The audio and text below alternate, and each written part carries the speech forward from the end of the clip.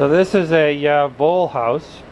You could reference it off of Elliot Gould's winter harvest book about voles.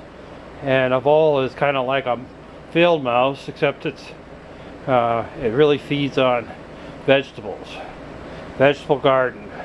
Forget about that Mr. McGregor and the rabbit thing.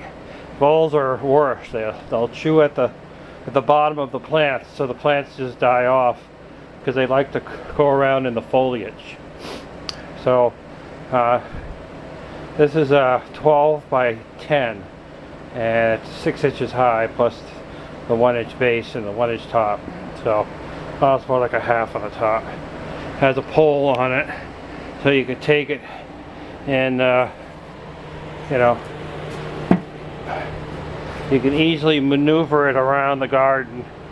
Inside you're going to put a mouse trap and some food like organic peanut butter. Don't forget about that cheap crap that you get that everyone loves, Skippy and all that. Although they make an organic one now too, but not that stuff with all the preservatives and the high fructose corn syrup stuff. You want a good peanut butter. And you put it inside the box and they go in the little hole because it's dark and they find the food and zap all. Now, grantedly, you're probably saying, why am I calling it a house if it's really a trap? Well, you know what? It's a house. And then it's a trap. It's like the old commercials for cockroaches, they check in but they don't check out. This is a vole house. So it's a pretty simple thing. It has this piece of wood. Those are the tops. I like to make 10 at a time. It just seems to work out better that way. I'm using all raw 1-inch lumber that's locally cut. It's inside the box.